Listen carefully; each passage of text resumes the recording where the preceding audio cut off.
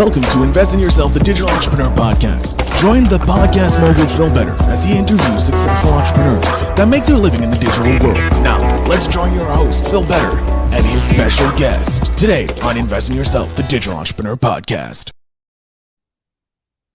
Ladies and gentlemen, welcome back to Invest in Yourself, the Digital Entrepreneur Podcast. I'm, of course, your host with the most, Phil Better, and I'm very excited to have another fellow Canadian on the podcast, the CEO, founder, creator, all the wonderful words that describe someone who started a business. This digital entrepreneur is named Mario Settino. Mario, thank you so much for being here. You help people travel. And you do it concierge style, which I love. I always love the word concierge because you can say it's so really smooth and businessy. Yeah, Mario, thank you so much for being here. Please introduce yourself to my audience so they can get to know you. All right. Well, firstly, Phil, just want to say thank you so much for having me. It's awesome to be here. This is exciting. It's actually my first podcast, so yeah, I'm honored. I'm thrilled and happy to be here. So.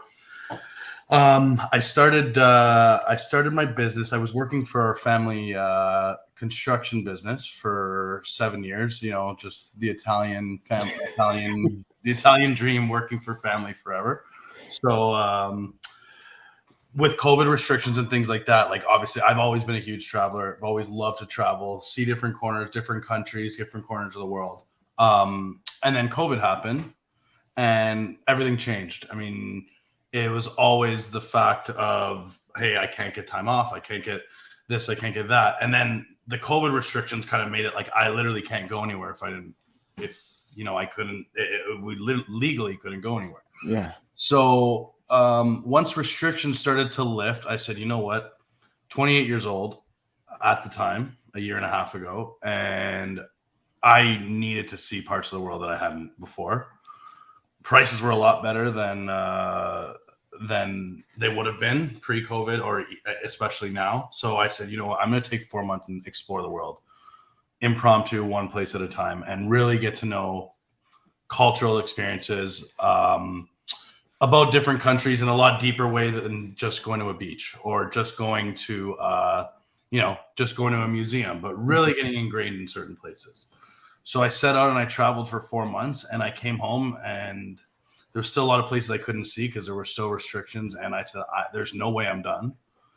And also I would love to help other people, like with my experience, and monetize it and give people, find a niche in the travel assistance consultant market to provide a more end-to-end service where people aren't just, here you go, here's your tickets, goodbye, but this is everything you should be doing on the way. And how do we make your experience as easy as possible? And that's a long version of how sort of I started. And yeah.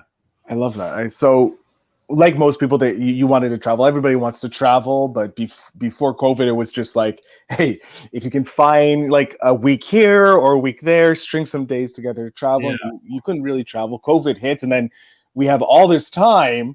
Right, we're given all this time to do whatever we want, but we can't do the one thing we all really want to do is travel. Right. So right after that, you're like, hey, taking 4 months, I've earned it. I lived through a pandemic, a world-changing event. You go travel.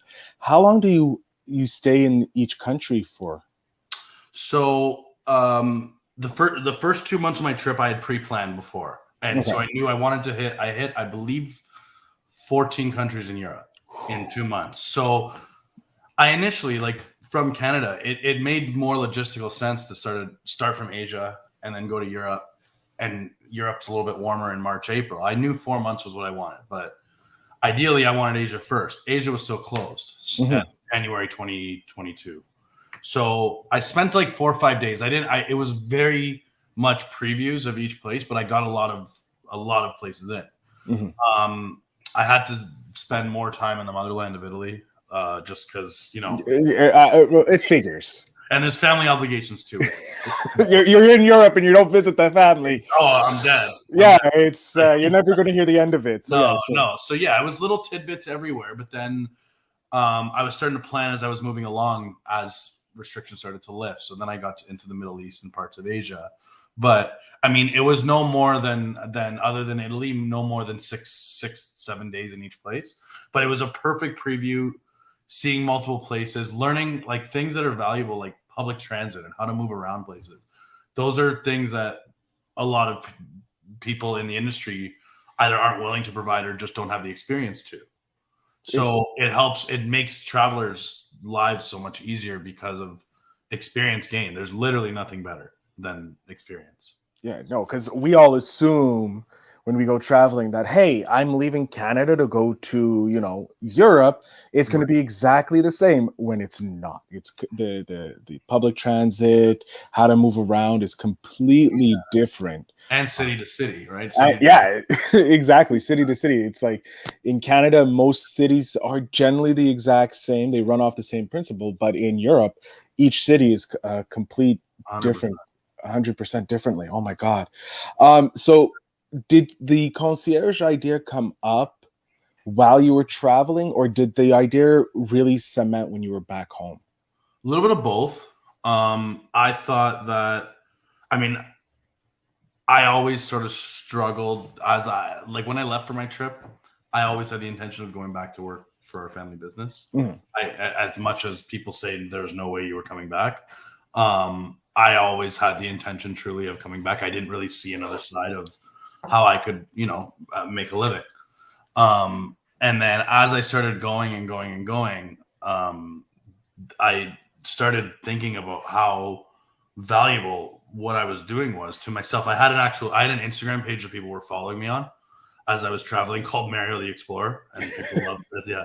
So people were following me and watching daily updates, and they started getting upset when I wasn't posting as much. Makes sense. Or when time zones would change, and they're like, "You were perfect." I would wake up and I'd have 10 stories to watch when I woke up, and now you're somewhere else in the world and the time doesn't match up. So I was getting people actually upset with me and say I can't control time zones. But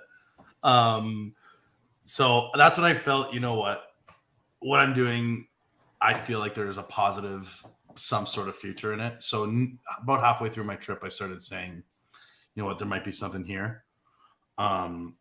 And then I started taking the steps toward doing that, but I really didn't create the name or anything until I came home, which is just after Easter 2022. Okay. So like you when you were traveling, because I know there's a lot of what we like to call the nomadic entrepreneur, especially in Europe and that. Well, more in Asia because it's cheaper, obviously, for expats or Western people to live there because we were able to do that. But did you meet a lot of them while you were traveling, and that helped you understand, like, hey, I can make a living online? Or did you do more of that research, or you had no idea about this digital lifestyle? I didn't really have an idea about the digital lifestyle. I did meet some people that did have quite a bit of following.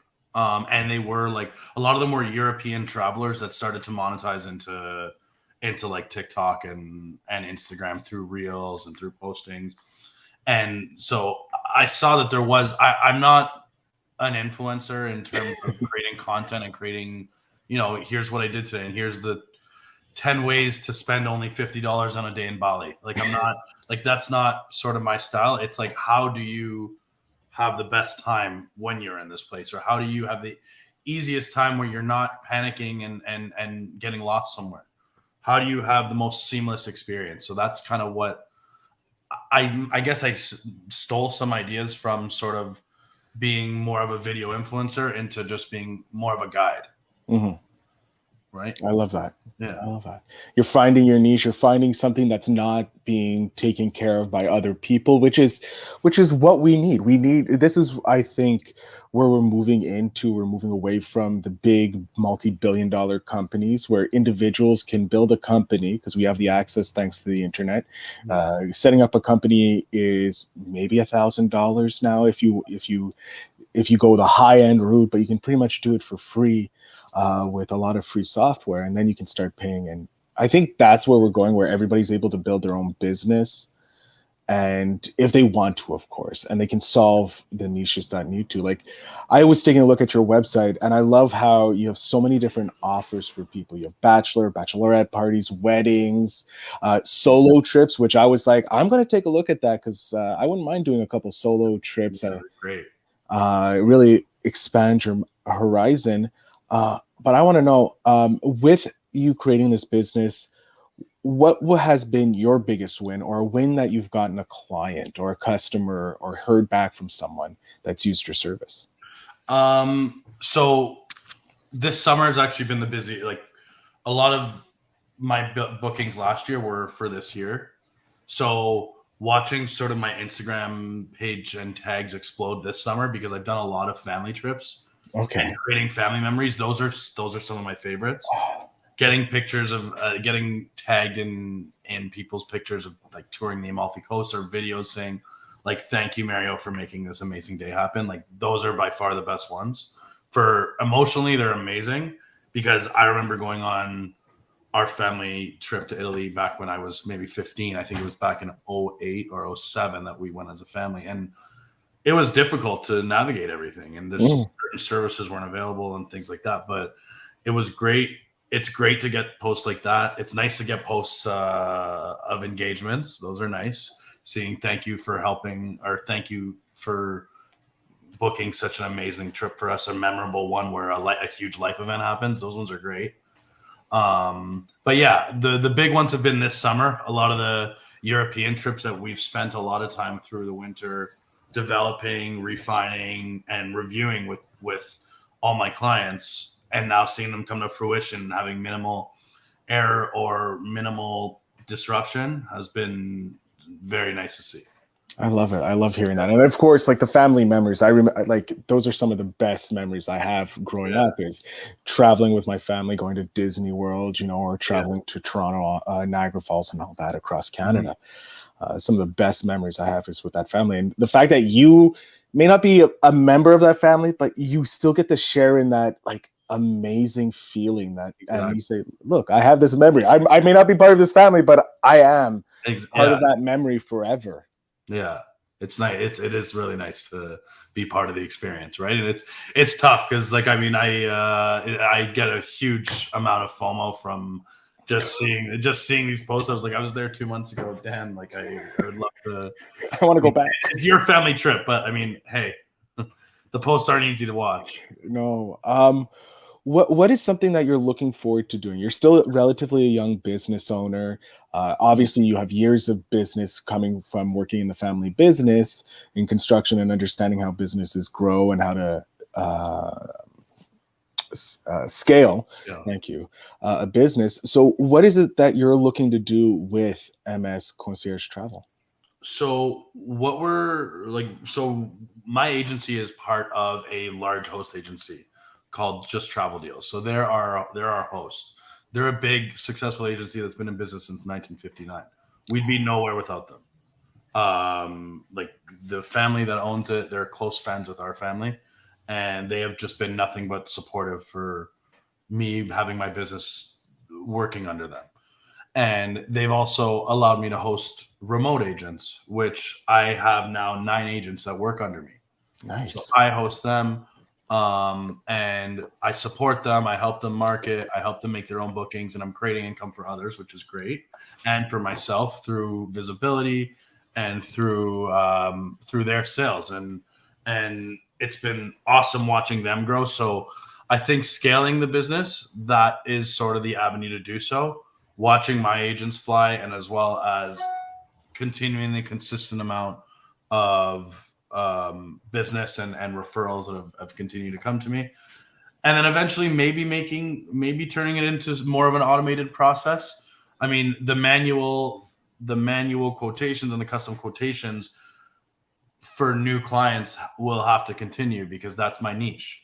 But is there a way to automate it because if it gets to a bigger level, maybe it's not as feasible, and I can't provide the same amount of service. So I have to find that sort of balance and to be able to offer the same level of service that has made clients happy to date so far, I think. Oh, I love that. I love looking at the automation. I'm someone that just lives by automations. When you run 4 podcasts, you need a little automation in your life to keep things rolling, so that you don't get overwhelmed. And obviously having a team helps as well. I would be nowhere without my editing team, because 4 podcasts and sometimes 10 episodes a day. Sometimes recording 10 episodes a day is a lot of work and a lot of editing, but luckily I have a team that helps me, just like you do.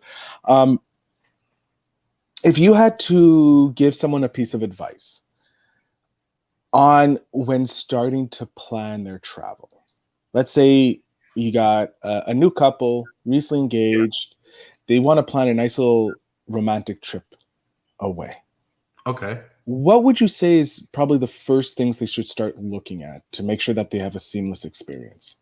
Um, I usually, when I do my consults, I like to ask what kind of vacationers they are or they have been, because there's different types of people. There's people that want to sit on a beach, and there's people that want the best beach because that's all they want to do. They want to go beach to pool bar to beach to pool bar, and that's all. Or there's people that want the culture and they want to do something a bit more significant, like a Euro trip, like an Asia trip, like South America, or maybe somewhere in the US. So the biggest thing I would say is knowing your traveler and knowing sort of because some people like are not comfortable stepping out of their comfort zone, and they don't want to do something where it's gonna disrupt the way they like to travel, and then they're going to be on their trip and no one's going to be happy. So it's definitely knowing the type of traveler and knowing a budget, a rough budget in mind that they have sort of parked aside so that I can try to work under that. Okay, I like Those that. would be the first two criteria when determining a destination or a style of holiday, for sure. That's a great piece of advice because I've never thought about what kind of traveler I am Yeah. or my partner is. I'm a very like easy go. As long as it's planned out, you say this is where we need to be, I'm good. Yeah. Like if you want to do a beach day, I'll do a beach day, but I'm a Right. very let it go. Right. If I travel, Yeah. I don't try to, I always, my biggest advice to travelers is let's not over plan. Mhm. And maybe other agents and stuff would, because they're making money on sales items and they're making money on how many things they can sell their clients. I'm not a fan of that, because if we're going to over plan, then it's just going to be too much and you're not going to enjoy yourself. I'd rather plan less, no more than a tour a day, if that, and let's make it easy for you. Let's make it as simple to follow, as little scheduled, but also having some structure, if Mhm. that's what you want, and sort of keeping a straight line on the whole trip. I like that. Yeah, that's a great way of looking at it because if you over plan, you're exhausted. You need a vacation from your vacation. Yes, exactly. And that's, yeah, And I think a lot of people when they do go on these trips, especially like a Euro trip or an Asia trip, it's more of a once in a lifetime. absolutely. So they think they need to plan so much when reality is that no, you don't need that much in a No, trip to you get can always everything. go back. Yeah, there's Yeah. always an opportunity to go back and enjoy a trip because life is abundance and there's enough for everything. Where, what is it that made you like spark this want to do not go back to the family business? Like, was there encouragement from your family when you were younger to start your own business, or was it strictly to stay in the family business? Well, the funny thing is my grandfather, who started the business, our contracting business back in the early 60s when he came here from Italy. I have his name. So I mean I was doomed from the start.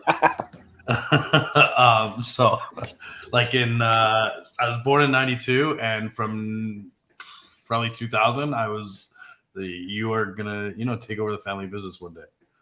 So it was always Family just, business. it was always that. And then like almost every summer from when I turned like 14, I had some sort of role within, like in some sort of summer role, whether it was 2 days a week, 3 days a week. And then after university and college, then I went straight back to go finish, or to go work for them, for the family. And I started to see myself grow, and I started to see things sort of go in the right way. And then, and you just kind of 6-7 years is a long time to be at a desk. And it wasn't always the right fit. It was definitely very stressful, high paced environment. I like high pace, but um, the daily set office hours, maybe not for me.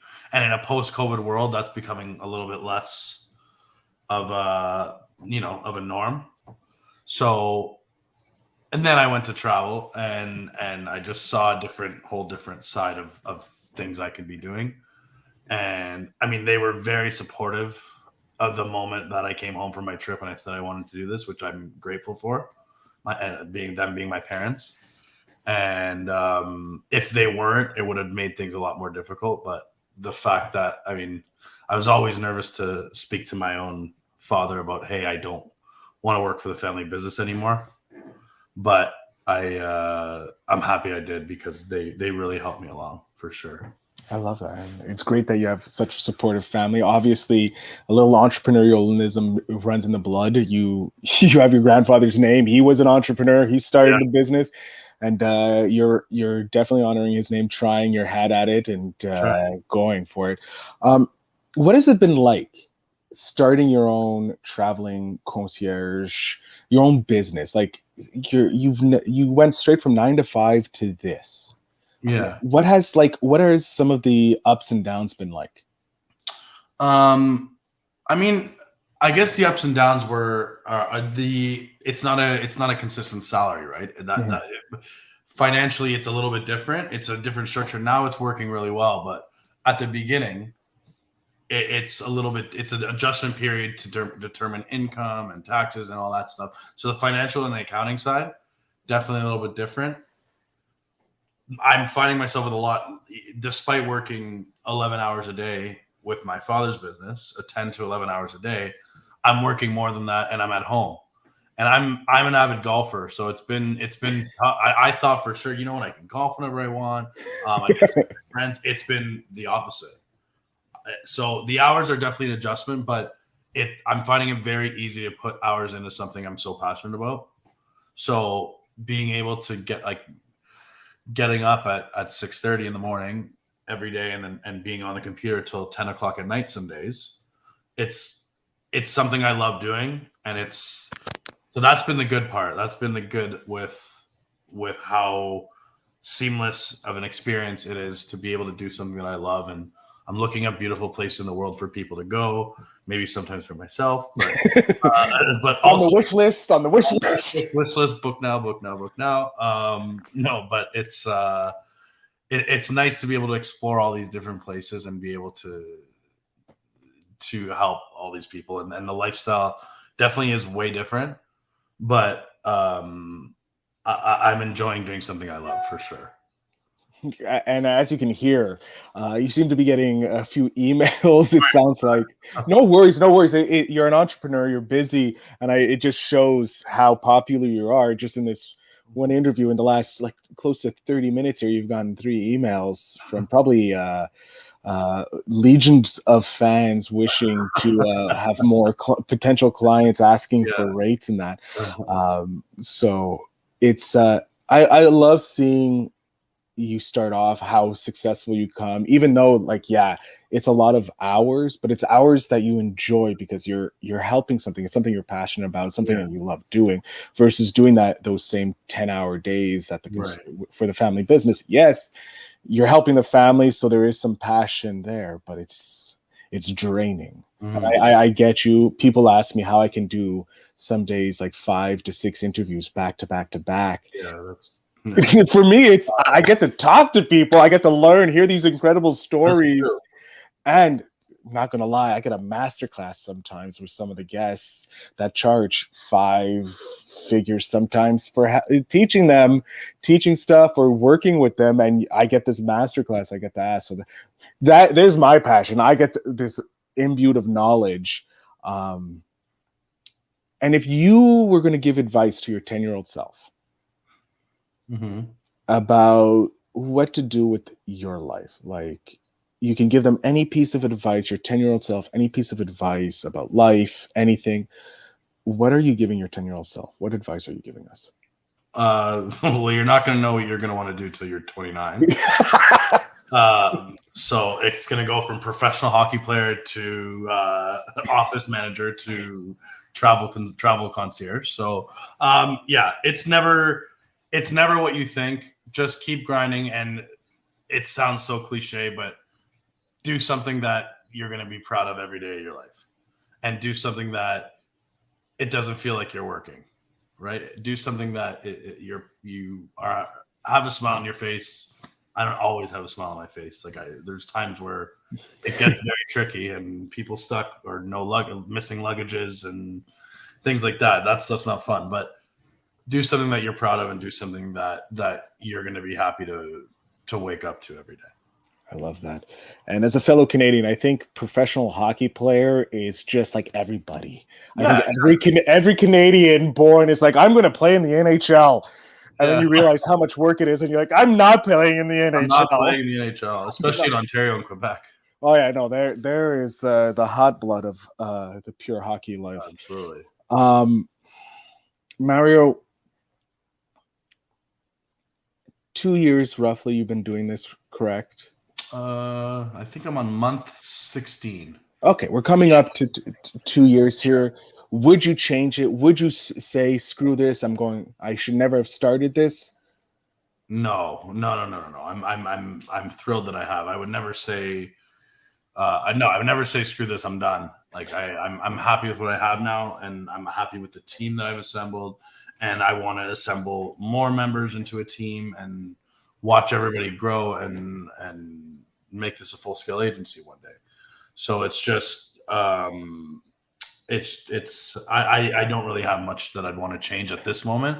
I'm sure as the internet continues to grow and the industry continues to grow and new opportunities and new sales tactics I learn and new offerings that we're given, because we're given new offerings from our tour operators every day.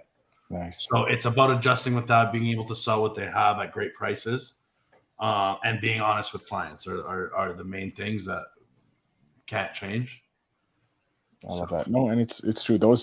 Being honest with your clients is the most important thing, because you'll be able to create a better bond with them. Mario, I'm going to jump off stage here because we are coming up to the end of the episode, which I hate because I'm having a great time talking with you. Me too. I'm glad that we're going to be able to talk a little bit after the episode goes off.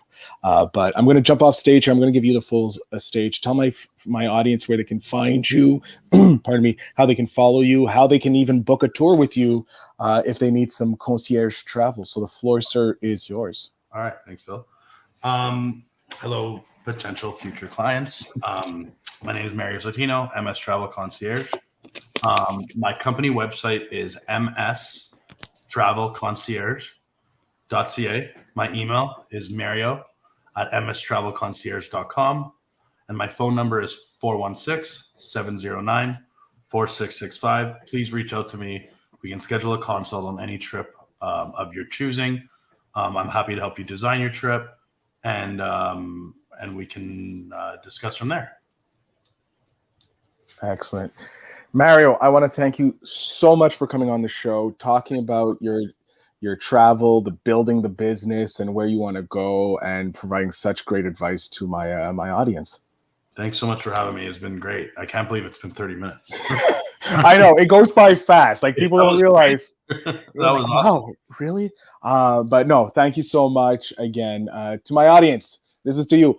Check the links down in the show notes. Connect with Mario if you're looking to have a planned trip that's planned to perfection, because Mario is getting all these great videos, and only good people, only when you have a fun time do you put those on Instagram and TikTok and tag someone in it. So make sure you check out the show notes down below to get all the links to Mario. I thank you again, Mario, for being here, and to my audience for listening. I always thank you so much, and remember to invest in yourself.